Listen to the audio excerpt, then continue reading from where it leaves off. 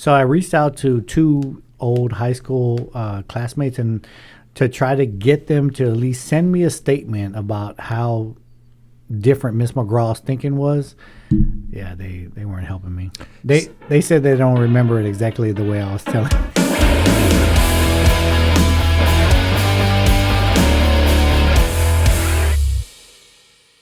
Did you guys watch the last episode? I did. Yeah. On the live. How'd you feel, Alex? So it wasn't amount of Christopher talking- Columbus. It was George Washington who sailed the Mayflower. Yes. Oh. Hey, so I reached out to two old high school classmates and to try to get them to at least send me a statement about how different Miss McGraw's thinking was. Yeah, they weren't helping me. They said they don't remember it exactly the way I was telling them. Yeah, I would imagine. What do I? Did you watch back the episode to see you very much definitively sure. claim that Christopher Columbus For was there, sure. and then back off and say, I'm not saying I believe it. Yeah, for sure. So I've gotten to the point right now. I was like, okay, well, just watch what you say.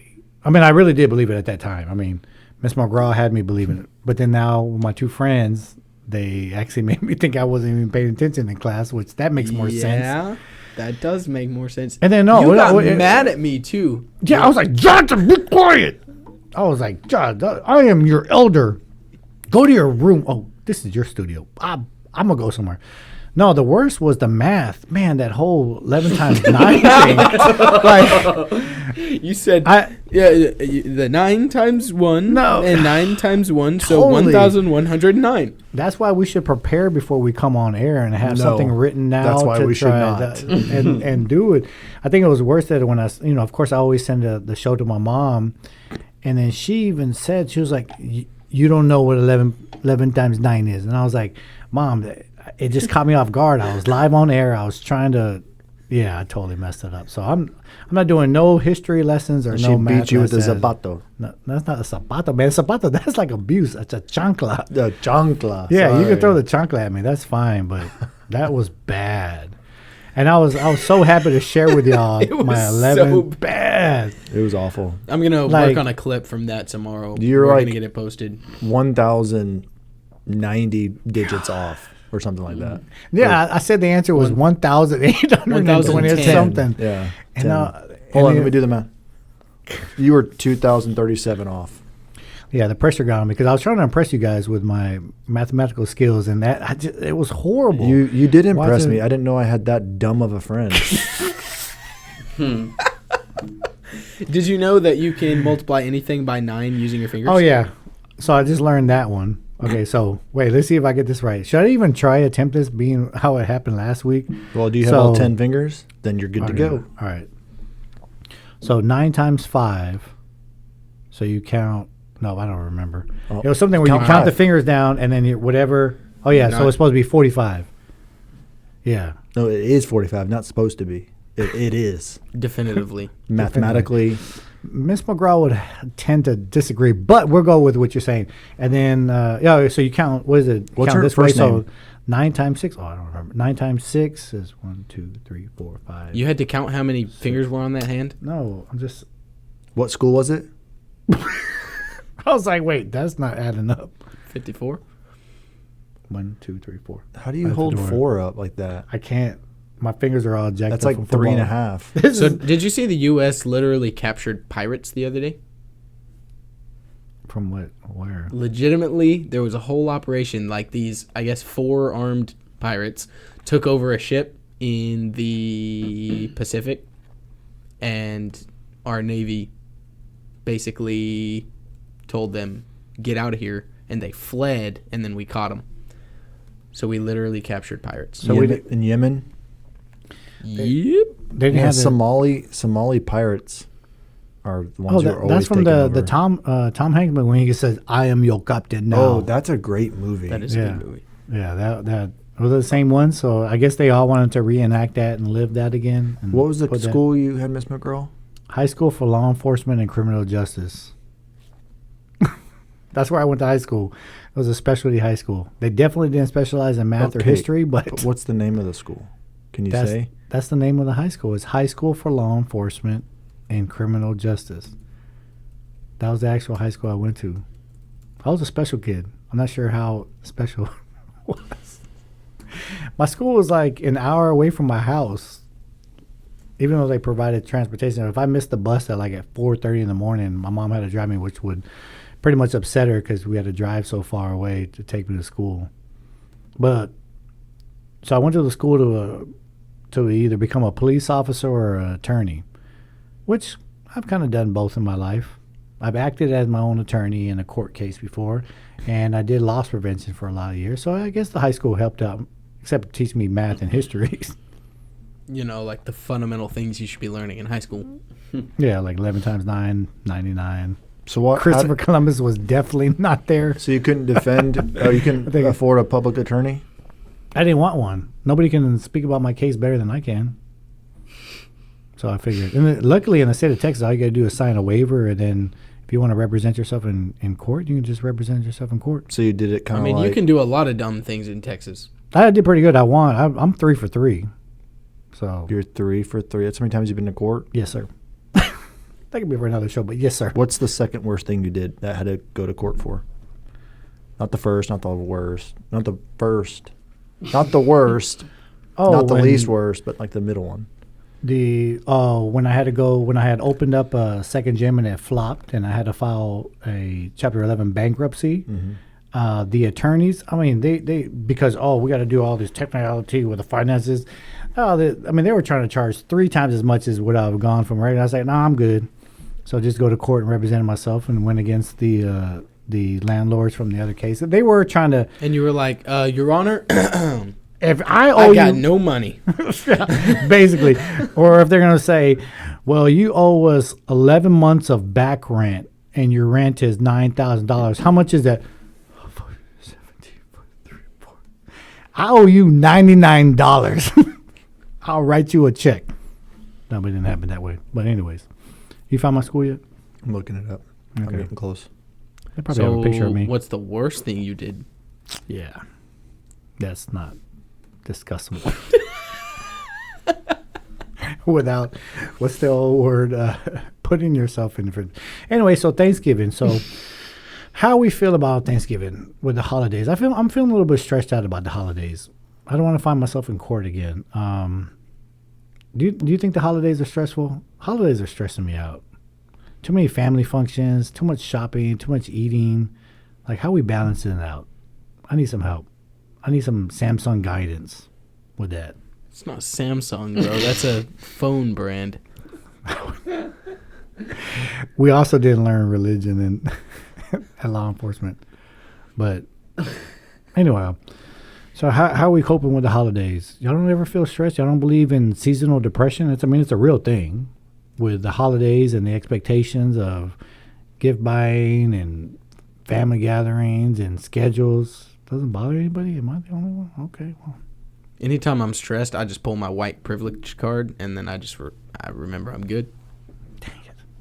I'm trying to get one. Do you know they sell those? Yes. There's a guy on TikTok, he's a black guy, who sells white privilege cards just, as a joke or whatever. And there's a school where a lot of high school boys, bought them and carried them around school, as a prank. And, the principal, was freaking out and banned it and put out this notice to the parents that are your kids are making white privilege cards and all this sort of stuff. So the guy who made it took the news story about that and reposted it and was like, yes, we're there. We've done it. And his sales went through the roof. What year were you at the school? Bro, he's pulling up your grades right now. 2020. No, I graduated in 1995. Cheryl McGraw? Cheryl? It was, she had a hyphenated name, so you probably, you didn't type just Miss McGraw at High School for Law Enforcement and Criminal Justice? Had to come up something. She was there for a long time. That's High School for Law and Justice. No, High School for Law Enforcement and Criminal Justice. You may have added those names. No, that's the name. HS. Where was this located? It's a Houston ISD school, but it's just called High School for Law and Justice. They might have changed it. I mean, it's been a while since I've been out. So there's two schools like that. There's High School for Health Professions, and then there's High School for Law Enforcement and Criminal Justice. Over there off of Washington and Shepherd. It was special programs you were supposed to get in that you wanted to be into either law enforcement or law legal classes and stuff like that. And then the High School for Health Professions, if you wanted to get into obviously the health professions, they geared it more toward that, which ironically, my brother went to there and then I went there because our zone schools were not the best. And at the time, they had a lot of conflict between blacks and Hispanics, and I love everybody, so I didn't want to choose. So we moved out I moved schools after my freshman year. Is it true that women are about to start to be a part of the draft? Well, I know they were trying to get that to go through. I don't know if that ever became law. Well, explain what you mean. The selective service program. My mind went to the football draft. You're like, they shouldn't be drafted. I'm like, are they going to start playing? Or I mean, that was probably, about a year ago when it first started really coming out. Then, I mean, I've heard some really great arguments on both sides, but do I agree? I don't know. What makes a woman not qualified to serve? I think it's the physicality behind it and, like, the ability to, like, I mean, that's not true because there's a lot of women that are stronger than me. What makes them not qualified to serve is a different question than what makes them not fit for the draft or not responsible for the draft. So do you think women should not be able to serve voluntarily? Yes. No. No. Yes, they should. I'm saying yes, they should be able to serve. Okay, I just wanted to clarify because that's what you were saying just now. No, I thought you were talking about like the physical aspect of no. I think he asked you a trick question. He's trying to get you canceled. I've been canceled years ago. You guys are the ones that allowed me to come on. Anyhow, but no, I mean, definitely they should be allowed to serve. I just like I said, I've heard both arguments on both sides. I like both of their viewpoints on it. Should women be forced to serve if the nation needed it? The way the times are now, yes. I think so. Your opinions are so all over the place. 2 seconds ago, you said physically they shouldn't serve at all, and now you're like, yeah, make them. Well, if you came to the point where you had to make them, yeah, make them, because now, I mean, you want to have equality, you want to have them participating in men's sports, and I don't think women are trying to get into men's sports. I think it's the other way around. Well, that is obviously happening a lot, but just like in college teams that they bring on a female to play, whether they're really that good, that's true. I have seen that a couple times. Or the fact that they're trying to start a president or something that it just doesn't seem right. Because I mean, for kickers, I mean, you have to go position by. So I'm just okay. Wait, hold on. So we're all over the place. Yeah. So the women getting drafted thing, I totally understand a lot of the movements that have happened in the U.S. Totally am all for women being able to make the choice to go into the military if they want to. 50 years ago, that would have been a controversial opinion or whatever. I'm all for it. Yeah, still kind of do what you want. Freedom. But I think we have completely lost our minds as a society when we start sending our daughters to war against their will. That would be absolutely insanity to me. Because biologically, historically, everything ingrained into the human experience tells you that men should be responsible ultimately for protecting the people around them. True. That's why every single military draft in history, I probably shouldn't say that because I'm sure there are exceptions, but basically Mulan has been drafting men, you know. So you start to try to send my daughter to war. I don't have a daughter, but you know what I'm saying. That would not go over well. Would you? Would you let your daughters go to war? Would I let them? With this conversation, would you allow, or I mean, if they're being drafted, are we talking voluntarily or draft? Voluntarily. Let's go voluntarily first. If they want to serve their country in that, then I will support that. Okay, non-voluntary, and then they were drafted. I have a little harder time swallowing the fact that we're going to make our daughters or make women involuntarily serve overseas. I agree with Jonathan. I think that there needs to be some other considerations that you don't necessarily need to give a man. A man ought to protect, no matter if it's domestically or internationally, or foreign, I guess you could say. I think it's a man's responsibility down to his core, down to his why he was created, is to protect and defend. I mean, I think that's. Well, I mean, I guess I have a different view on the fact that we also look at the responsibilities. I mean, and I guess you can clarify it for me because I don't know enough about it. If you're saying drafted, is that automatically that whatever terminology you would use to actually go out there to actually fight, or use them as nurses? I mean, I hate to use stereotypical. There would have been a day when women did not have the option to serve in combat roles. Those lines do not exist anymore. Now, if they can pass the physical standards and whatever it takes, they can serve in combat roles. So okay, combat roles, that's what I was if trying a draft happened, they would put you based on your physical ability and your health and your whatever.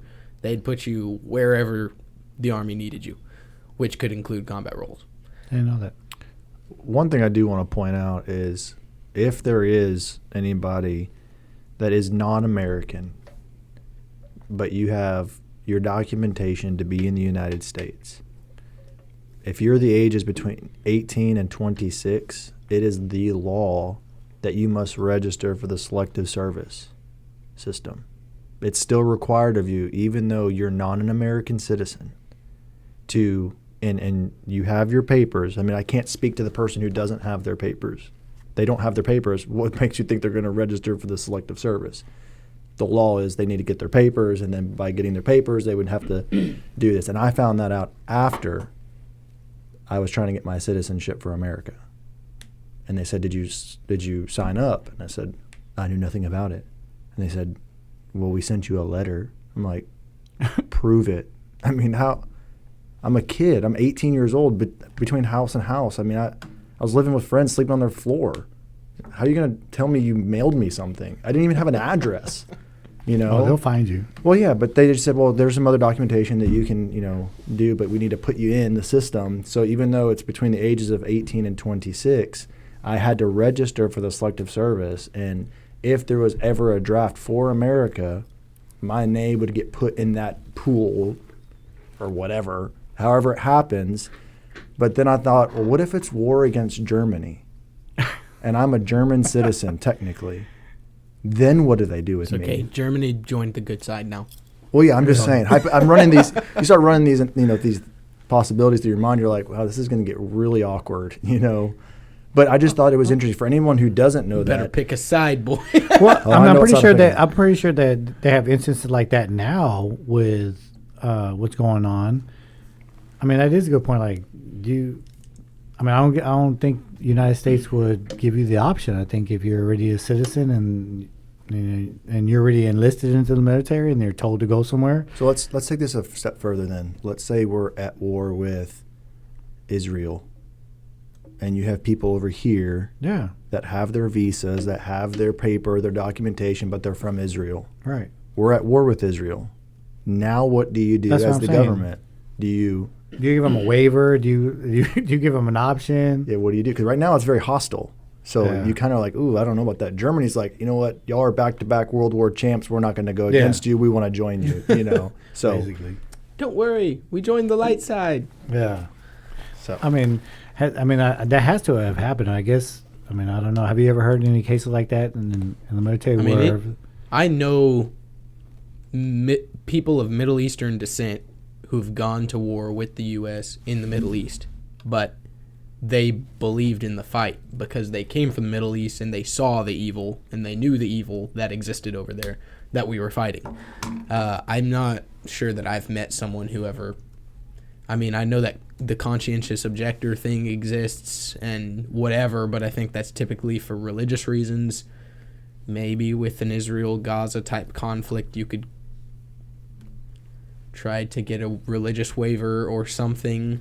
I don't know how all that would work. It'd be very odd.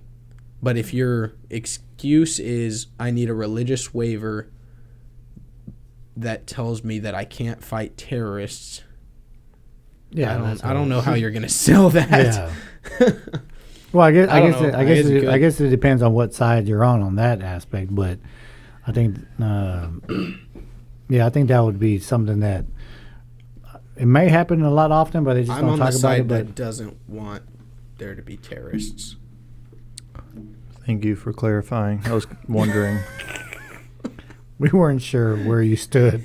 You said, "Well, it depends on which side you're So on." let me ask you this. No, I'm talking about what side of the person that's going over.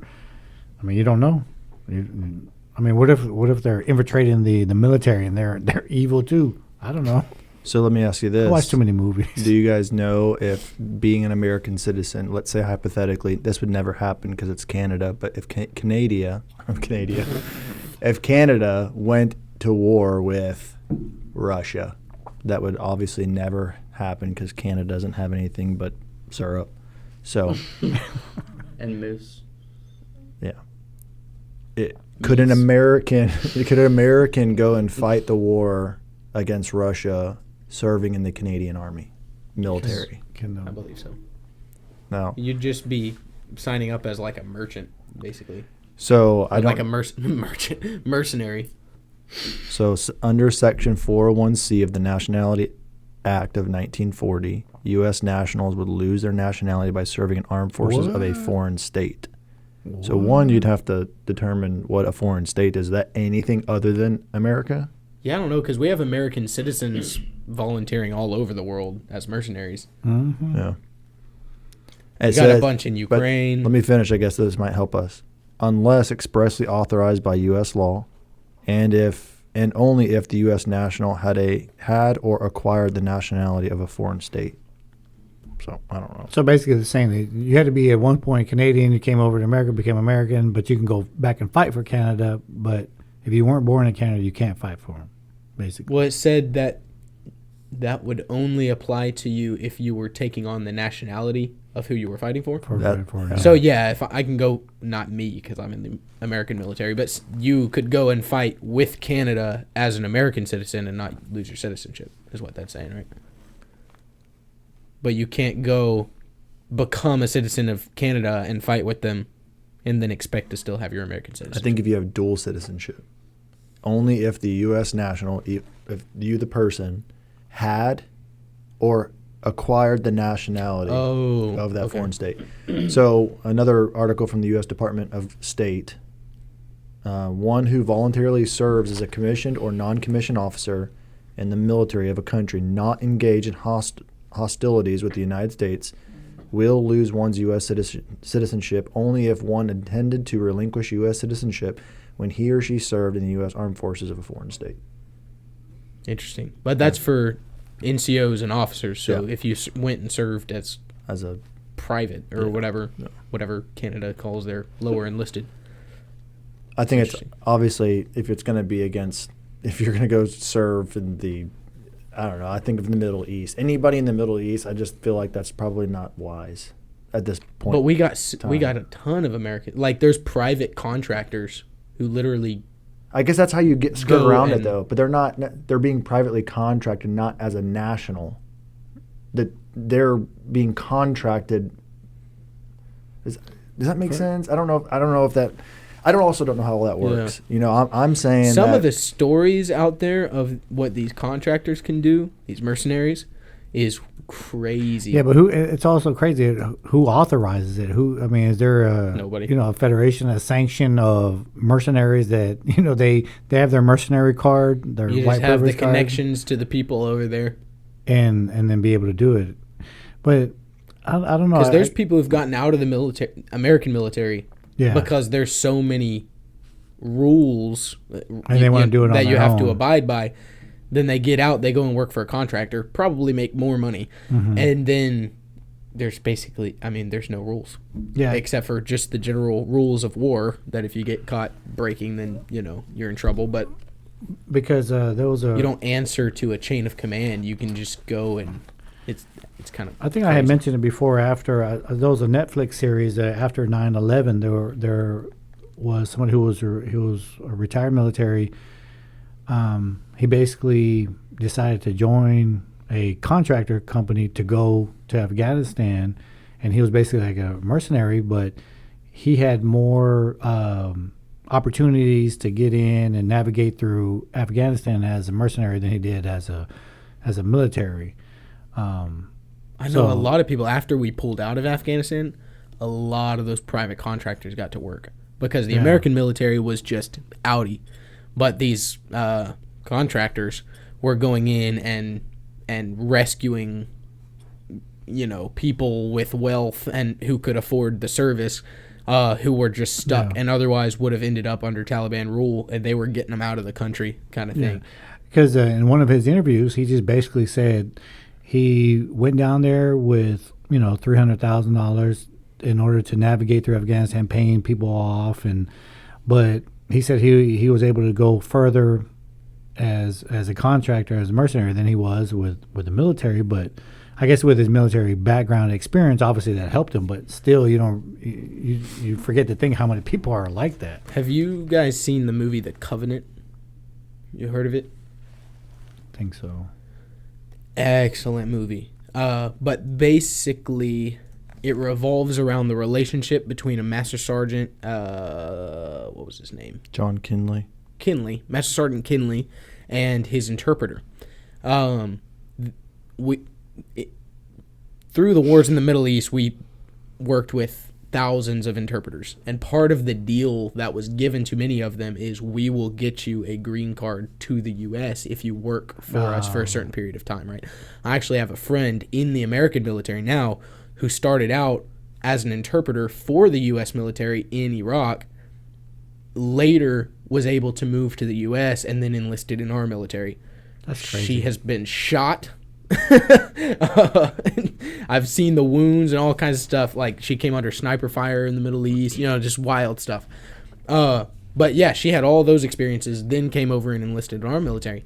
But the thing is, when we pulled out of Afghanistan, we left, I think, 1,600 interpreters behind that otherwise that would were have working with us initially. That were working with us to try to get passage into the U.S., and that's what was promised to them, and we just left them.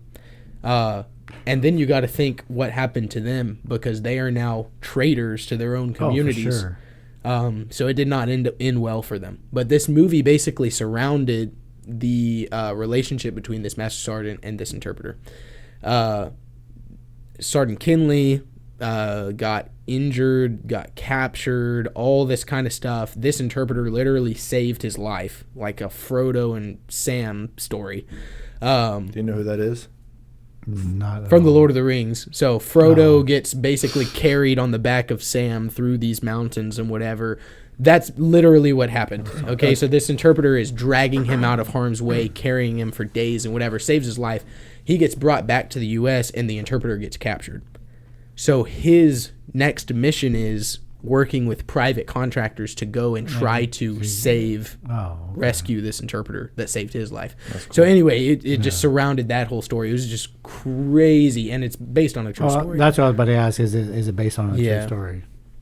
So foreignpolicy.com says any citizen who enlists or enters himself or hires or retains another to enlist or enter himself or to go beyond the jurisdiction of the United States with intent to be enlisted or entered into the service of any foreign prince, state, colony, district, or people as a soldier or as a marine or seaman shall be fined under this title or imprisoned not more than 3 years or both. So you can enlist as an airman. That wasn't listed. No, well, but that's where I think the private contractor thing comes in, because you're not enlisted in a foreign military. That's right. You're just contracting for it's a foreign loophole. military. So how does that apply to? Previously with the Ukraine, I know that there was a lot of former military that were going over to Ukraine. So is based on what you read, is that looked down upon from the United States, or?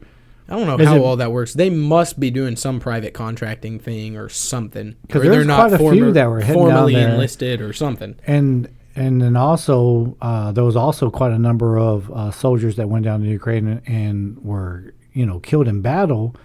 do they get the the soldiers burial, or is it Not an American soldier's burial, I guess.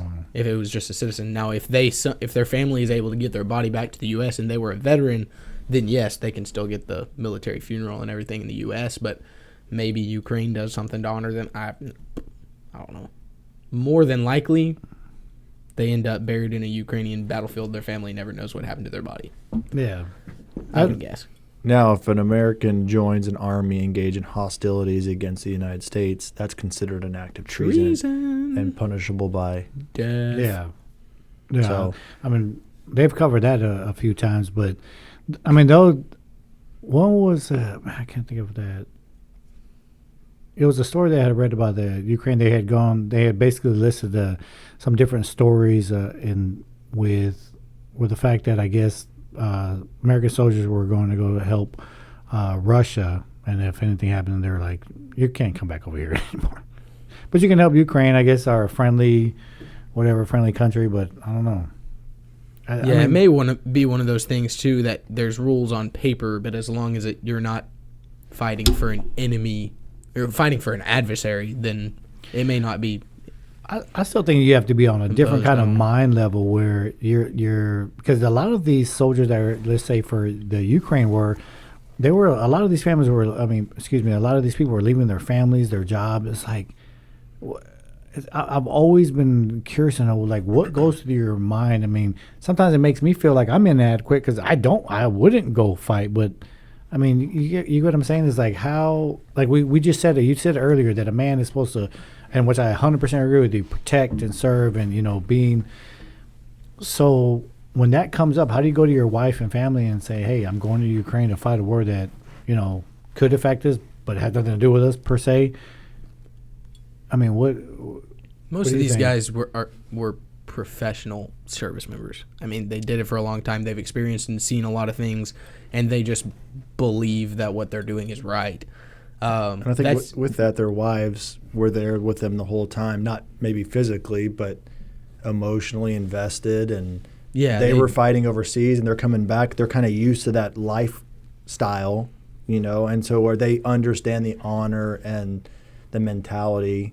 They may not like their husband being away from them or whatever, but I think that's different than an Alex picking up, having no idea what he's doing, and going and fighting in Ukraine. Right. That would be crazy. They would not send you. They would turn you around and send you back. Hey guys, I'm back on the show. I tried to go fight, but they didn't want me. But anyway. Didn't that happen? You tried and then turned around and went home? No, I didn't turn around. I ran. Anyways, I still had the right intentions, but that's what every time I read these stories, and I guess it's just shocking to me that, what puts you at that level where you're like, you know what, yes, I'm gonna go pack up, and even right now, and what's going on with Gaza and the Palestinians, there's people that are going over there on their own, and it's like, man, how do you sit down and tell your family you're just gonna do that? But then I think about, are you just leaving your responsibilities there? Obviously, you must be in a financially, good situation to say, all right, well, I'm not gonna work because I'm gonna go fight a war. Yeah. Like the stresses that puts on the families on that is, I don't know. Some people might be able to do it. So walk me through, like, let's say I'm interested in joining. I'm 18 years old, and I'm interested in joining, but I don't have the heart, and that may be the wrong way to say it, but what I don't want to do is I don't want to go on enemy lines, but I know I can serve in whatever capacity. Maybe that's domestically, but what if I'm interested in going international and I want to serve in the military? Do I have choices? Do I have options? Do I have, like, what would that look like? And it may be in testing, it may be in training and physicality and mental capacity and all those things, those tests it may come down to all that. I don't know. But walk us through. What if somebody's interested in doing that, but they're not interested in going to, there may be those guys who are like, yeah, let's go. Yeah. But there may be guys who are like, you know what, I'd rather go to Australia where we have a National Guard not National Guard, but some sort of presence, some non-hostile base. That's like, what would that look like? So you have very little options as far as where you go. If you go active, they will ask you, I think, for your top 3 duty stations that you would like. So let's say you're from San Antonio and you say Fort Hood, so you'll be kind of close to home. Okay, that's my number 1 duty station. Or maybe they let you pick the state or something like that. But okay, here's my top 3 domestic, and here's my top 3 international duty stations, something like that. Or maybe it's just 3 in total, I don't remember. But they let you pick a few, and in theory they're supposed to try to get you that duty station when you're done with basic training, and you find out where you're going after basic training, after AIT. You get to those last few days, they finally get you your paper, you know what your duty station is going to be. I know some people who got their desired duty station, but most of the time they don't really care. They're going to send you where they send you. So as far as where, you don't have that many options. As far as what your job is in the military, yeah, I've heard that the Marine Corps is a lot less forgiving, and they will basically just give you a job. Every other branch, you can pick your MOS, military occupational specialty, so basically your job. So I went engineer, you can go infantry, you can go artillery, you can go tanker, you can go whatever.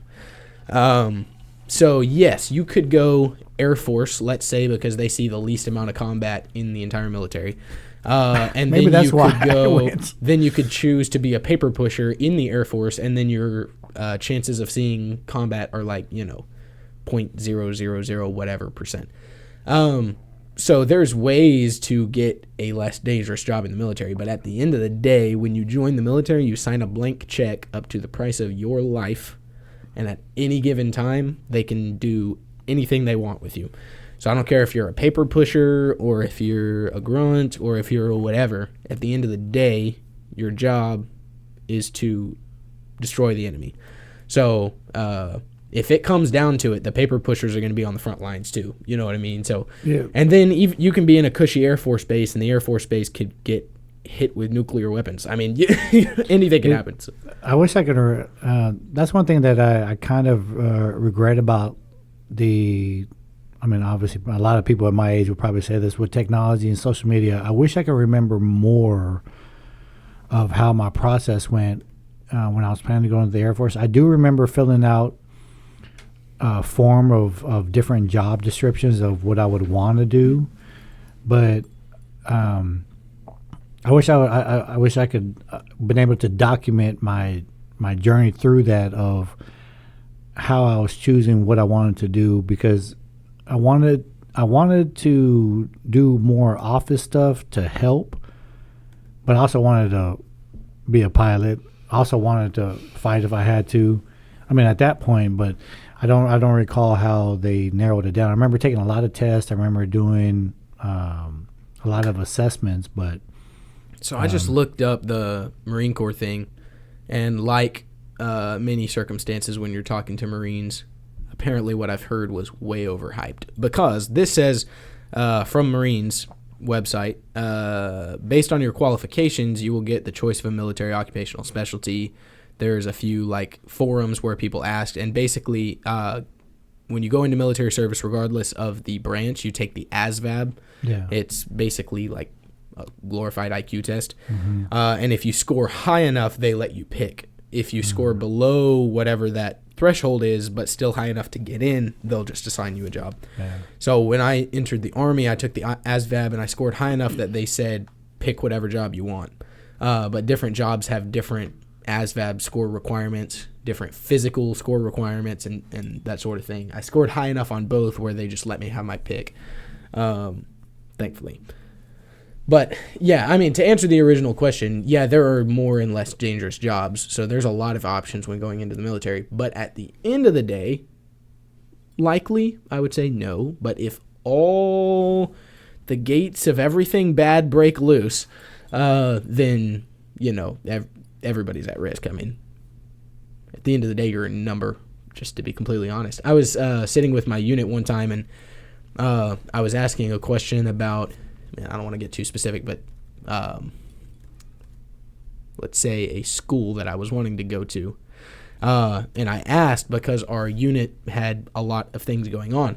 And I said, if I want to get into this school, can I do that? Or are you guys not letting people go right now? Because I know at the end of the day I'm a number. And my commander's like, Fleming, you are not a number. You are a human being. We're glad you're here. Oh, so as soon as the meeting ended, my platoon sergeant came over. He's like, yeah, you're totally a number. So he just started calling me number after that. But So, with that, we all have social security numbers, don't we? yeah. That's So- how we're identified as. So, pre-2011, 2011. the first 3 digits of your social security number were kind of based on geography. Now they've kind of run out, and you kind of need it to be more random. So now, post-2011, it's randomized, not based off of geography. I have heard that. Really? I've heard like certain people would be able to identify who was born in a similar location than them based on the social security number. So he worked at like a bank or something. So he's always asking people for information. And he had this guy, and they said, 743 or whatever the first 3 were. He goes, "Oh, you were born in whatever." And they were like, "Okay, dude, you know way too much about me." And he's like, "Whoa, chill out. You have the same Wow, that's first interesting. 3 as me, Yeah. So, like, what's your social security number? I'm just kidding. 4. Don't answer that. It starts with a 463. So, yeah. What is it? Man, What's the last 6? Yeah, no. Type in 463. I wonder if it tells you like what region. Because I got it when I was born in El Paso. Every hacker on the internet is like, we're halfway there. Well, if Yeah. you told me that you're born in El Paso, obviously it's on like the western side of Texas. know that, but I'm talking about just enter it in. Come on, sniper. I think Michael's committing stolen valor right now. What? I just put this on. I'm not even. Don't put that on me. I don't want none of that. No, but you look so super cool though. Texas social I'm gonna take a security picture of you and numbers. show all my friends that that's what you 463. look like. I'd be like, look at my cool friend. Hmm. He was in that movie Lone Survivor. Wait, but 2000, you said prior to 2011? Man, that's just so recent. So it just says 449 to 467 Yeah. I'm is looking at the allotted same to thing. Texas. That's crazy. So like That's pretty cool. mine. Let's see, where would mine have fallen? But, So no, yeah, that there's is several. crazy. So Yeah. like mine is designated to where I got my social when I was a child, okay, because that's what I'm going to ask you. which is So in Washington State. It's 531 to 539. you lived in Washington State Mhm. or? Oh, no. So Because I was going to ask you if you. We because flew you over were- from Germany. We went to Washington State, and that's where I got my card.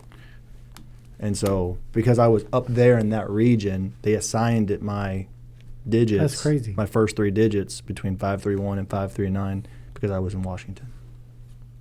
That's pretty crazy. Just for the fact that they create these these databases to house all this information, and there's Yeah, somebody behind a desk going, "All right, we're running out of numbers." Like, Well, yeah, it does make me wonder because if the first 3 are wherever you're from, then the next 6 that only allows for 999,999 people. yeah, Yes, except that there are ranges. So Texas has a range, Oh, that's right. Which so adds basically, another whatever. Let's see where Texas yeah, is. basically 1 million people per designation, and There's it 68 looked There were numbers. like a ton for Texas. There's 68 numbers of the first 3 right. that are assigned to Texas. So Right. you have to add the other whatever variables that is. yeah. So, do you think there will ever become a point where, like, They reuse socials. they do? No, I have no idea. Oh, I was like, well, I was like, you would When think somebody that, dies, can their social security number be like recycled? yeah, that's what I was thinking. Or would they ever go from it being was it how many numbers is Social Security? 10? 3 + 6 = 9. 9. Will they ever go to 10 numbers? Like, 20 years from now, you have a 15-digit Social Okay, Security so number? was the social security number invented for the actual social security program? Is that I like read that somewhere. literally its only use? And then Because I feel like or supposed to be its only use because it's used for like all kinds of stuff now. Why does my bank need my social security number. That has nothing to do with my social security. You know? Or never. Do you know your social security number by? It's always amazed me how many people don't know their social security number by memory. I have that, my driver's license, my bank account number, my bank routing number. You know that by memory? Yeah. You know your routing number by Yeah, memory? that's what I'm about to say. Maybe I'll give you my account routing number right now. 111-000-614. It's the JP Morgan Chase Bank, Texas, or whatever. Okay, the U.S. The use of Social Security number has expanded significantly since its inception in 1936. Created merely to keep track of the earnings history of U.S. workers for Social Security entitlement and benefit computation purposes, it has come to be used as nearly a universal identifier. Assigned at birth, the Social Security number enables government agencies to identify individuals and their records and businesses to track an individual's financial information. This article explores the history and meaning of the Social Security number and its card. So basically, it was a big old slippery slope into more tracking. Yeah, I told you, you're just a number, which goes back to your earlier point. Because sometimes I like watching those like kind of like the crime mysteries and stuff like that, and they're searching for a killer, let's say, and the person is homeless, never been registered, but they're like, oh, we have a Social Security number on them though, and we'll find them, and it's like, I guess that's just another way of tracking it. I don't know. To date, 453.7 million different numbers have been issued. Our Social Security numbers reused after a person dies? No, we do not reassign a Social Security number after the number holder's death. Well, because what if someone with a really good Social Security check died, and then a baby got that number and just started getting checks?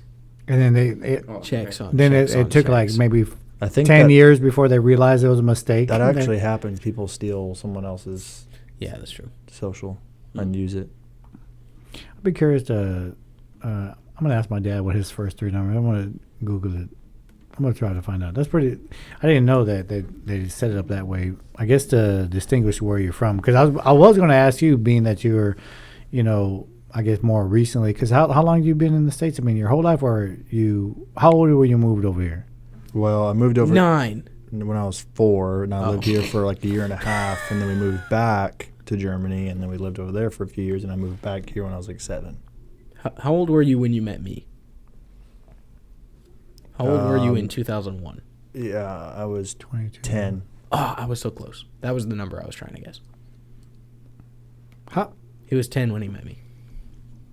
How is that possible? You're 22? I'm 10 years younger than him. That's how that's possible. What? Oh, wait. He met me when I was born. That makes sense now. Well, yeah. I was like, wait, Jonathan, you're not that old. I was like, so you were literally 11. Yeah, literally. 11 you met times me 9, when I was 99. born. Oh, okay, when you were born. So in 2001, you were probably Did you 32. What? Who, me? No, the person behind you. Yes, you. In what year? 2001. No. Yes. I'm a lot younger, yeah. 2 years old. I said, were you 31? Hold on. Do you remember how old he Oh, was? I thought you said 46. But it sounded like he said were you 2? And I was like, yeah, whatever. 2 years old. So you were like Sure. 23 in 2001? Yeah. He was a newborn. You were 10. Yeah. That was 22 years ago, so you were 24 when I was born. Dang. You could be my dad. Y'all are about the same height. You probably were. I did have a kid back But then. how does it feel if your son... You're actually taller than my dad. How does it feel Nice. for your And most son of to, my family. to bench more than you? The who? Oh, yeah, that's impressive. That's that's all in the genes. I've taught him well. I'm proud of him. I'm proud of you, little mijo. Little mijo, you're doing good. Gracias. So my wife Papi. loves the fact that you grew up in a Mexican household and don't know Spanish. She just can't. She just is. Thanks, Miss Jenkins. Thank you. I appreciate you. Thank you. You grew I'm up sorry, in a Miss. German household and don't know German. That's what I'm talking I about. didn't, though. Yeah, I mean, you just said you moved over here and moved back. Wait, Yeah, of he course did you're grow going to up defend him. in an American household. What? But you just said you But were your mom born spoke there. German You that whole time, you right? moved here and you moved So, back. to clarify, I You're went to horrible, school, and half the school was German and half the school was English. You did English in the afternoon, German in the morning, right? So I used to be able to speak it. But when I had stepdads, we weren't allowed to speak it. And so because I wasn't allowed to speak it, I lost the tongue. Me too. I mean, I didn't have a stepdad, but me too. So is that one a prosthetic? Yeah, I thought that. So you don't know anything in German? No, I know stuff. And I can pick out certain words and I can say certain things to kind of get me by, but I cannot hold a conversation with somebody. Say something. Say bratwurst. Something. Bratwurst. So that's almost this bad because if you moved and you came back over here when you were 7, I mean, you should have picked up something. Well, yeah, I did, but then you don't use it. You lose it. Okay, you. well, that's what I'm saying. Same thing that happened to him. Yeah, well, I'm just as much a disgrace as you are. No, you're more of a disgrace. No, how am I more of a disgrace? If your family's from Germany, my family's from Mexico, I stopped speaking it when I stopped going to El Paso for the summers with my grandpa and grandma. I stopped going. You stopped going to El Paso in the summers when you were in El Paso? Dude, you definitely should have kept up the second language, Man, I bro. wish I would See, have. You want to learn Spanish with me? Man, It'd be so fun to learn Spanish with a I was born in Germany. Mexican. I moved to America in the northwestern state, Washington. Then moved back to Germany. Then moved to Ohio. None of them folks speak German. You lived in El Paso and you stayed in Texas. No. I was born in El Paso. I lived there for, I mean, maybe like until I was 2. Okay. Then we moved here to, we moved to the Dallas area. So I moved away too, but I would go to the summer. I would go to El Paso during the summers. I would. You moved around in North Mexico.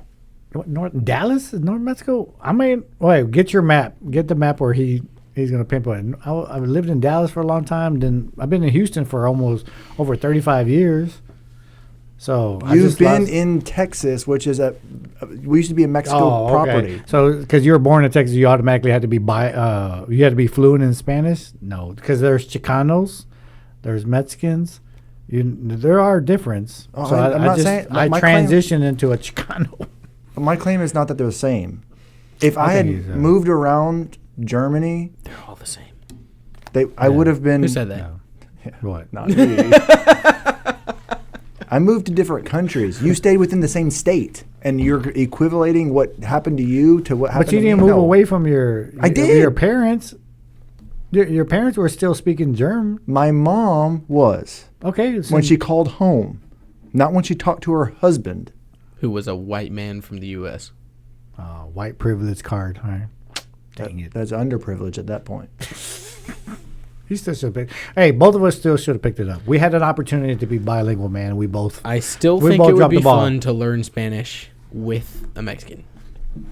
So if you ever want to take I me can up teach on you it, slang. I can teach you I the do not slang. trust you. Yeah. Hey, but I'm telling you, y'all would be impressed. I can still get by. Didn't you try to say something about it's better to die standing than live Y'all on your still knees? did. I did not say In the that. river. It's better to die standing than drown. Yeah, we looked it up on Google Translate, and it was like Y'all typed totally it something in else. wrong. No, I didn't even type it in. We played it on Google Translate. You Oh, saying that's it. never the right thing. That never sounds the same. Hold Never on, sounds the type same. it. Type it. I can spell it. It's PREFI PREFIRIO. Prefiero That's wrong. morir. MORIR de DE PIE que KU I mean QUE Vivir. VIVIR de DE Rodillos RODILLO. I know I said, see it? I would rather die in a river than live on a mountain. Lies. So I think I spelled it pretty good. I don't know if I spelled Rodillo right. Yeah, but he's actually right. Yeah, but the way you said it, which is like a white man, because you're for white, sure. I know. was White yeah. privilege card. I wonder if the card's white. My card is, yeah. Hold on, let me look at him. My card's green. That's why, and that's what the crazy thing is. I'm actually a U.S. citizen, and you're not, and you should be able to speak German. I think it's different if you're a U.S. like I'm a U.S. citizen. I was born in El Paso. It's a U.S. city, so I'm not expected to be bilingual, even though my family is all. This is the guy selling white privilege cards. He totally looks like it.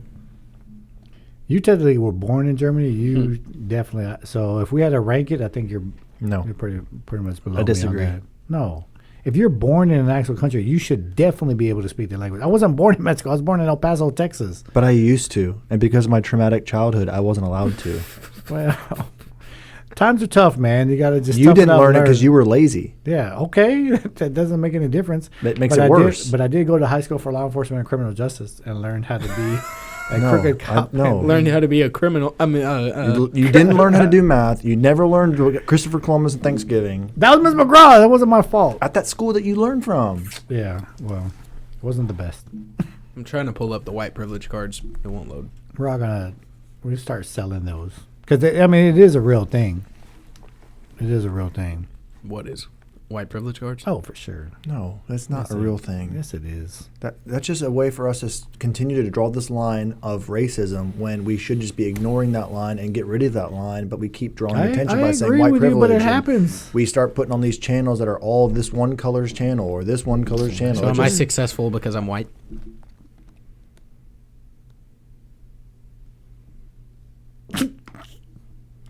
Do you have more opportunities? Black people are way better at singing than white people. For sure. Are white NBA players because they're white? Oh, that's a tough one, yeah. Or do people just succeed based on their merit? Yeah. That's my point. And black people are just better at playing basketball. So, sorry, we're underrepresented. Yeah, I agree. White privilege doesn't mean anything when you play basketball. The more we point out... The more you talk about racism, the more it exists. Exactly. That's it. And it just is frustrating. We need to do a human privilege card. If you're a human, why have a card? We're all privileged. We're just talking about a card. We live in America. It could be like a Social Security privilege is definitely a real thing. Oh, for sure. Okay, we don't have to make a card about it, but we can identify that American. It's called a Social Security card. Oh yeah, so we do have one. It's called an ID. Yeah, it's called a driver's license or a Social Security. You don't get one card, you get two. Yeah. Oh yeah, if you're living in America and you have this, you have way more opportunities than I think anybody else, for sure. But we do live in the best country in the world by far. Yes, I totally 100% agree. But the other countries are laughing at us, though, because we are destroying ourselves internally because of racism. And it's because we keep going down these avenues and we keep trying to say, oh, it's this, oh, it's that. Man, can we just love people and be respectful of people? And I still think it's generational. I mean, we do think it's everyone says it's generational. I do know, because you look at when does it stop? What generation has it stopped? When has it stopped? I mean, or when has it's even become even more prevalent because more people are on social media talking about it. How is it generational if every generation has done it? If you have white people talking about how bad it is to be white privileged, and they're totally backwards on the whole thing. It's just, I don't know. I don't believe it's generational. I think every generation struggles with it. So people just struggle with it. I think as long as evil exists in the world, which will be forever until the world is gone, racism will exist because racism is evil. Yep. Amen. Very good. I do think there's more generally good-hearted people than bad. Yeah. Overall, I definitely agree with that. I think that if more of those good-hearted, general good people were, and I'm using, like I said, the social media aspect, if they were more on there, per se, then I think you could see it. But, I definitely believe there's more genuine, good, loving people out there in America. I do. It's just those bad apples. But if you're out there, you just don't listen to them. I don't listen to the negativity. You guys are always negative with me, and I still love y'all. That's not the same. If you were just more white, I am. He's trying really hard. I joined the gym as Alejandro. I was the owner, Alejandro. Now I'm just Alex. No, you're Big Al. Oh yeah, I even stepped it down. I'm down to Big Al now. So yeah, definitely see that. How's Big Al doing? The real Big Al. Still there. It's been a long couple of weeks. It's been busy, but that's good. Bro, I am not asking about you. I am Big Al. Are we talking about Big Al? No, That's Big it? Al. Not The Big gym. Al. Oh, Big Al. Yeah, he's Yeah, back. Big Al. Yeah, you saw him the other day, didn't you? I did. Yeah, good for It's been a him. long time. He's a Marine. Bless him for his Is he? service. Yeah. They're talking about my Big Al, but that's fine. I'm doing good too, Jonathan.